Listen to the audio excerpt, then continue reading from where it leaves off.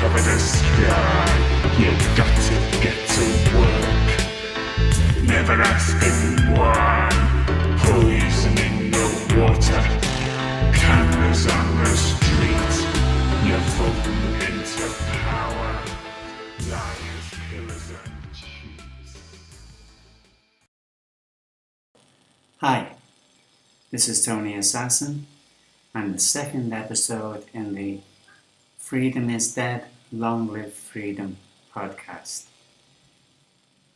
Today's episode is called Demonstrating Stupidity. And this is a talk that I am actually sad that I have to give. This talk is directed to the people that believe that they are social justice warriors and progressive, as they have been clearly fighting the wrong fight. They, the social justice warriors, are busy working hard to fulfill the elite's plans, thinking that they are being righteous and empathetic, when they are acting like an adolescent Gestapo fighting for Hitler. I thought that we would begin with some questions that maybe some social justice warriors and progressives may answer, although I doubt it. Before I ask any questions, I feel that I should explain where I'm coming from. For any who think that they are an anarchist, are you really? Anarchy has nothing to do with communism or capitalism, as that would be an impossibility, as the financial system that is behind both communism and capitalism is the greatest control tool in our society. An anarchist should be someone who does not want to remain in the box. I'm an anarchist as far as I can tell. I've never worked in the system since I was 20. Never paid anything to the state since that time. I never took anything from the state since I was 30. I'm against all forms of government. I'm anti-finance, anti-police, anti-war, anti-discrimination in any form, anti-addictive technology, anti-legal system, anti-religion, anti-imperialism, and I could go on. I am actually pro-compassion, pro-empathy, pro-free thought, pro-free speech, and in total pro-humanity. Oh, and by the way, I'm an unprivileged white guy that's an artist.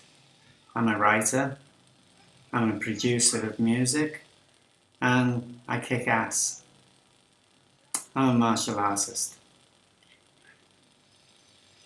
I hope by now you get the idea. My principles have been kept as much as possible. As in, for example, I don't and never have had a bank account. I think that's a prerequisite to be an anarchist.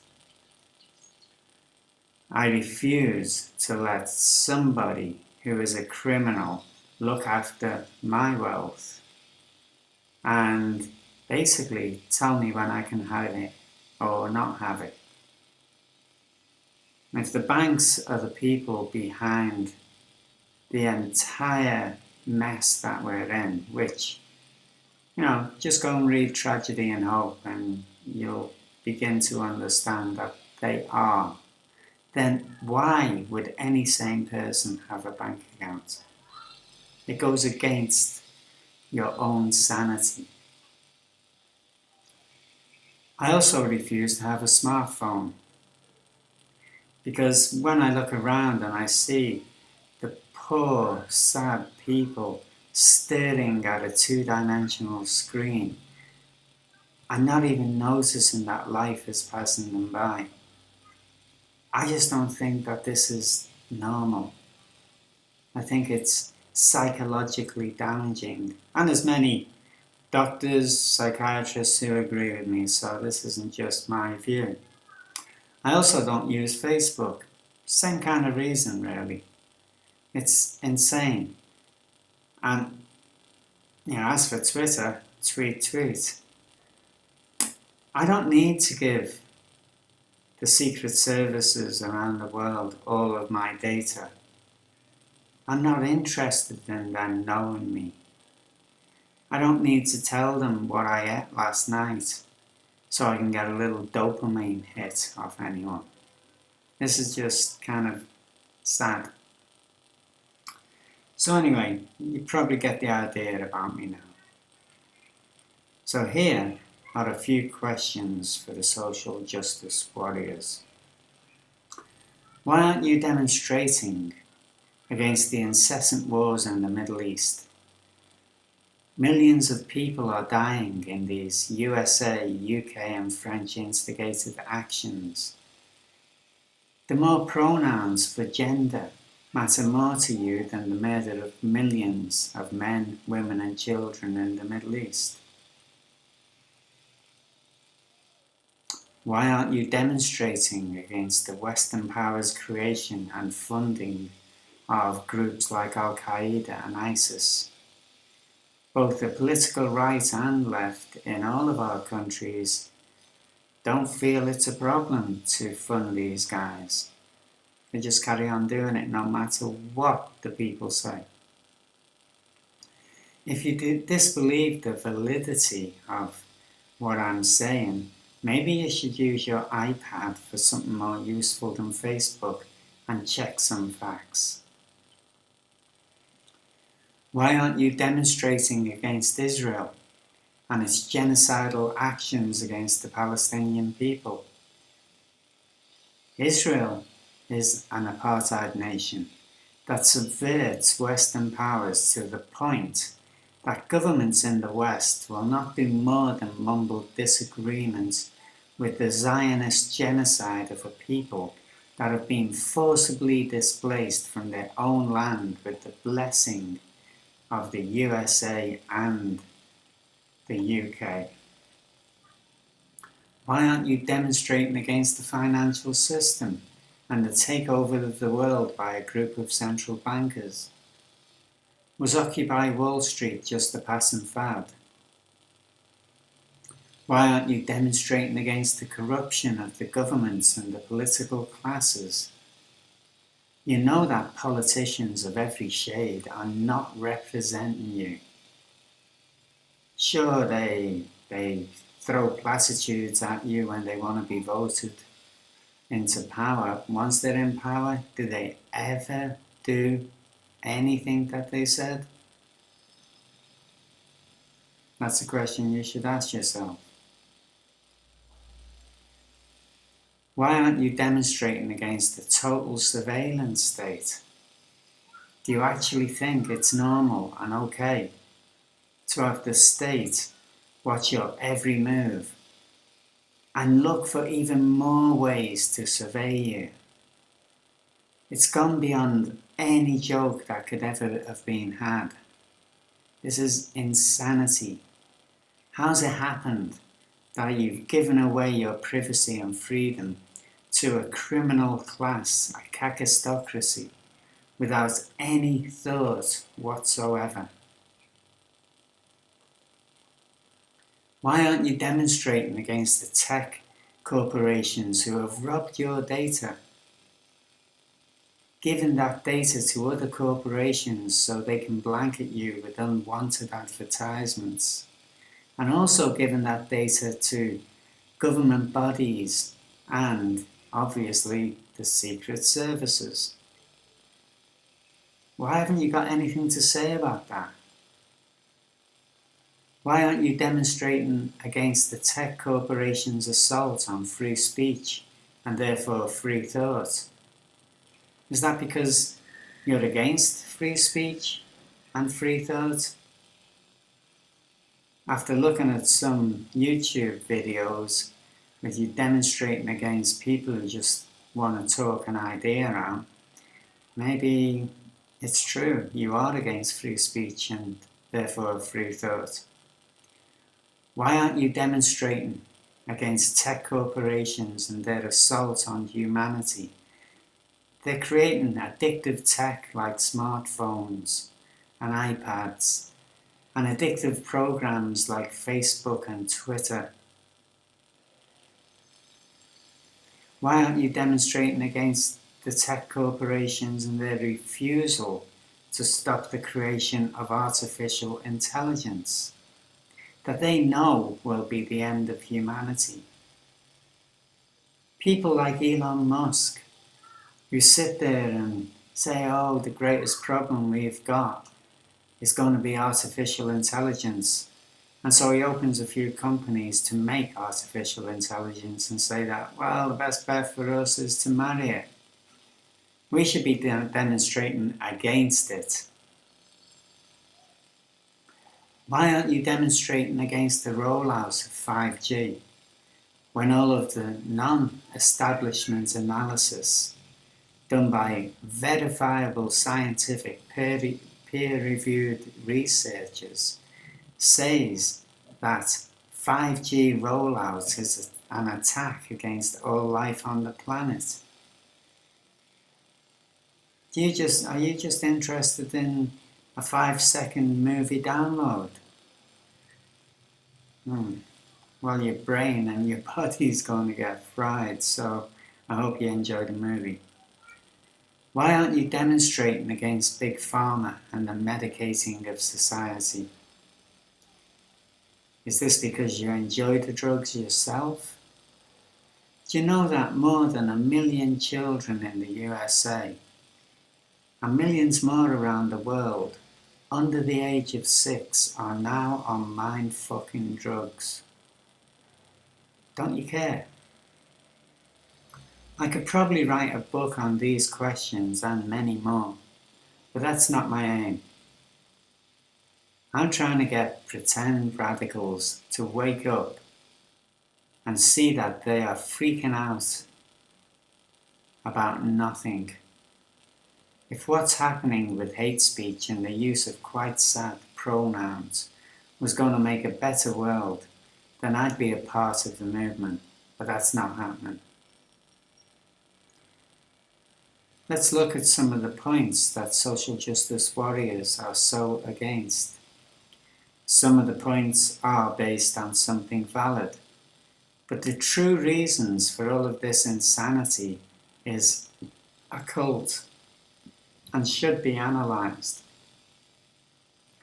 The reason for this series of podcasts is to show that there is an occult agenda that is directing our society, and its aims are bad for everyone, no matter what race or what sexuality anyone is.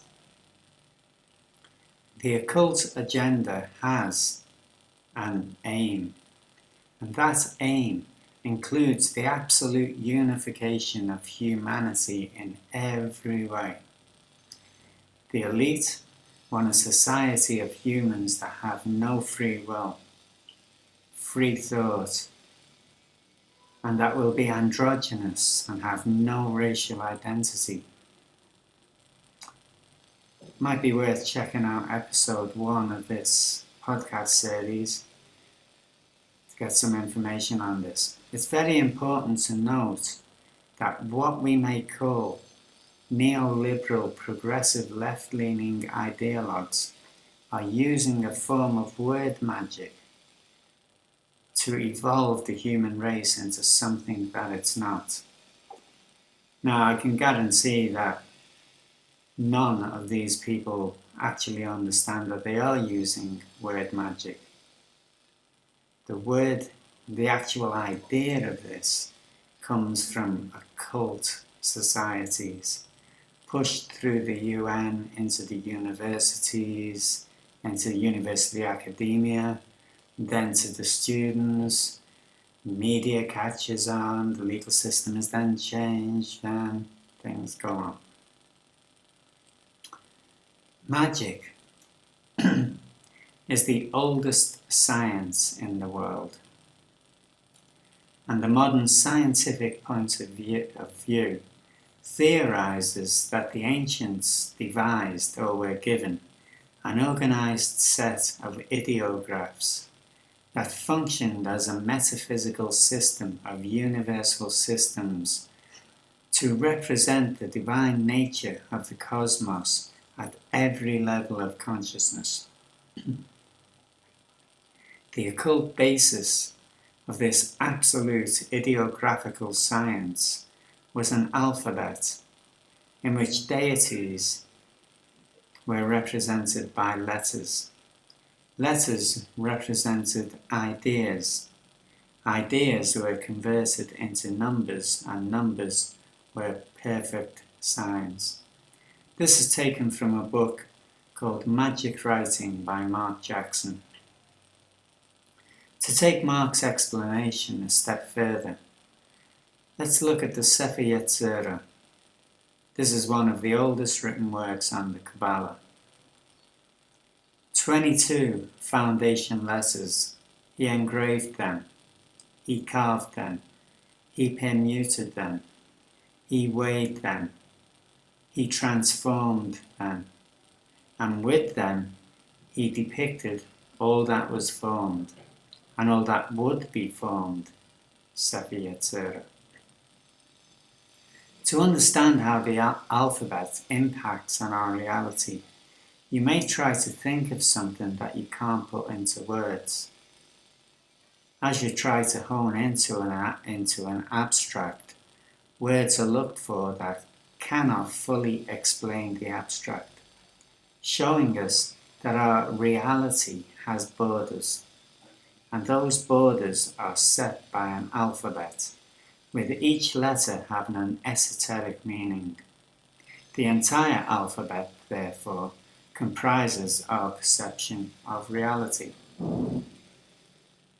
After near 30 years of studying the use of symbols to manifest reality, I feel that the redefining of terms and meaning of words does actually impact on reality.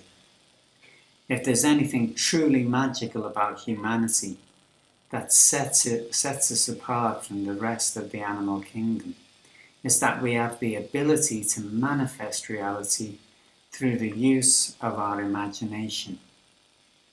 From the gurus around the world to quantum physicists, we are told that we exist in some form of illusion created through the power of our minds. By stating as fact a lie through academic and mass media, then giving the lie some form of legal status as though it were truth, we begin the magic of transmutation. For example, by demanding that the biological sex of a man or a woman is a social construct through academic and media programming, and then giving that idea some legal standing, we begin to confuse reality, and from that confusion, order out of chaos, a new reality begins to take shape. This is the situation we find ourselves in at present. We are the fifth root race. All 5 root races being created through divinity or divine agents. The 5th root race, us, will create by ourselves, without divine help, the 6th root race, and that race will be androgynous and have no free will. Madame Helena P. Blavatsky, taken from her 2-volume set of books called The Secret Doctrine, written in 1888. Hopefully, now you're beginning to comprehend the elite's true intent, and that what is occurring in society today is not a natural movement. It's an enforced evolution by an elite of occult adepts that are not manifesting this new reality for the good of humanity. They just need compliant biobots. With all this in mind, let's first talk about racism. Am I a racist? Well, as a guy who writes and produces reggae music and has lived in ghettos most of his life, I would suggest that I'm not. So why would I question the social justice standpoint? It's against racism. If I am not a racist, then why don't I agree? As far as racism goes, I'm not. But that's not to say that there isn't systemic racism in our society. There is. The social justice warrior view takes the idea of systemic racism, but unfortunately perverts it for its own aims. They demand that all white people should hate themselves because, as a white person, I have privilege. And some have even gone so far as to say that white people should not have children unless their partners are from other races.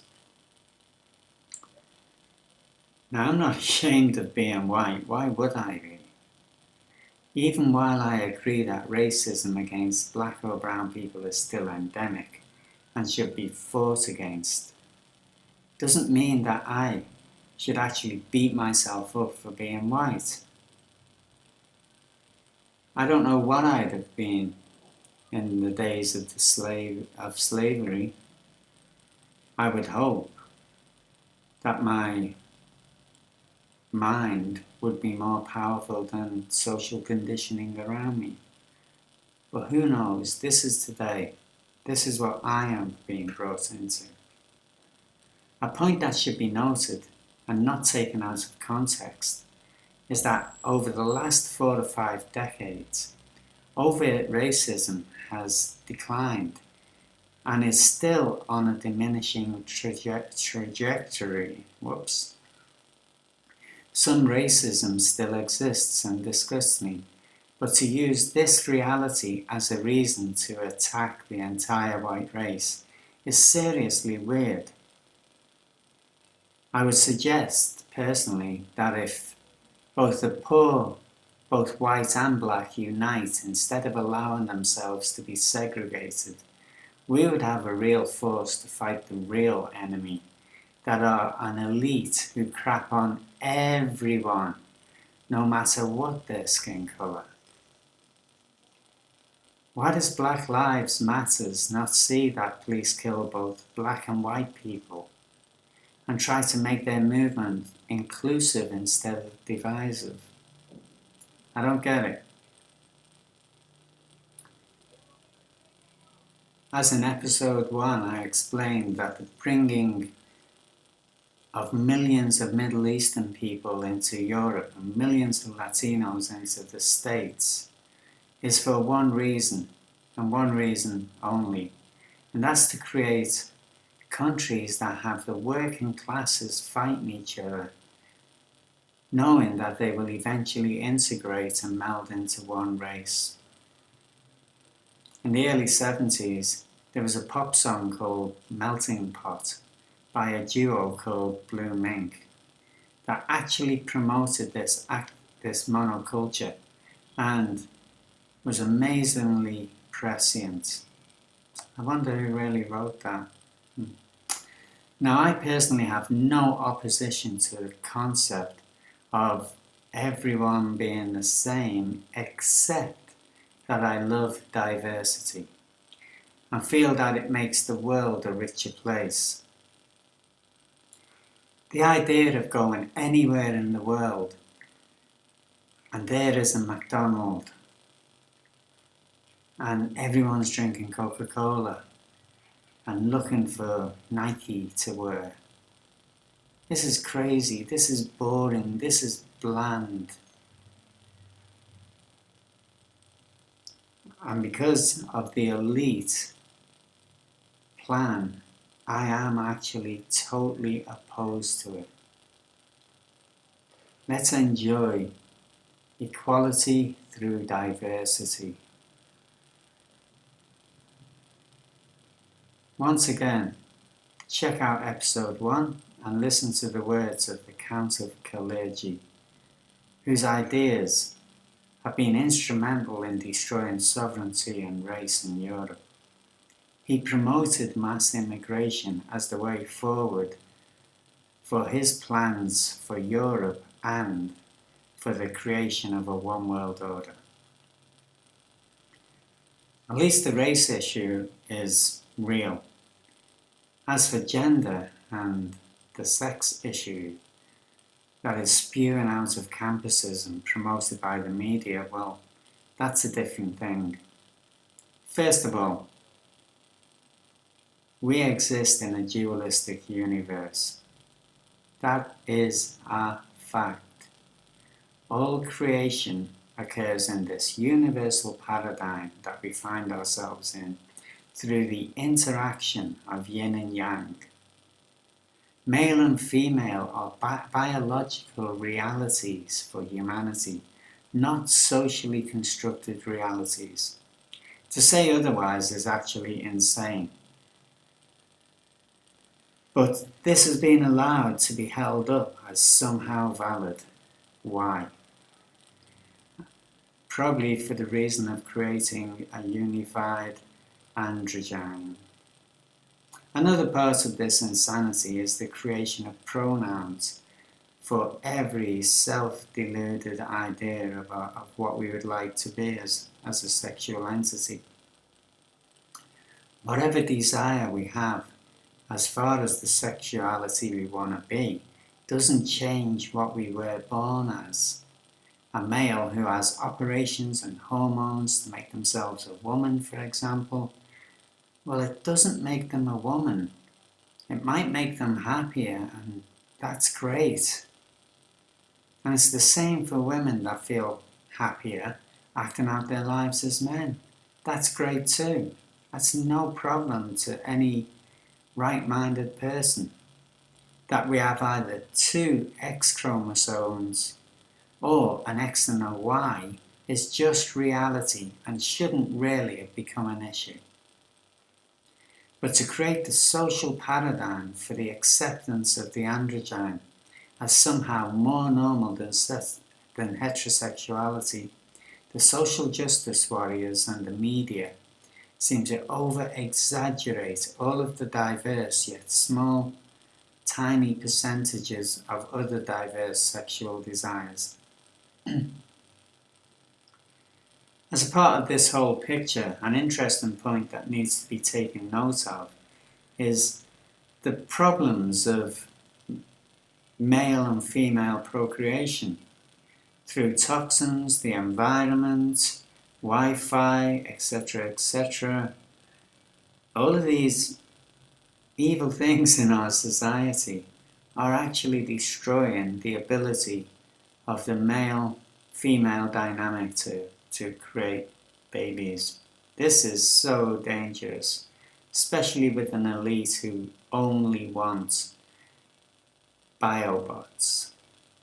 As for the radical feminist view that all men are toxic, and if they're white males then they sit at Lucifer's right hand, well, this is not created by toxic feminists, but through the addition of the meme by mass media. It's spreading throughout society as something valid. And even people you might have thought had more intelligence are taking up the banner. It shows how programming and conditioning works. With all of this craziness becoming the norm, and the lack of strength and critical thought within the individual social justice warrior, it's no wonder that the call for total censorship has become so loud. It's impossible for these people to debate because they have no legs to stand on.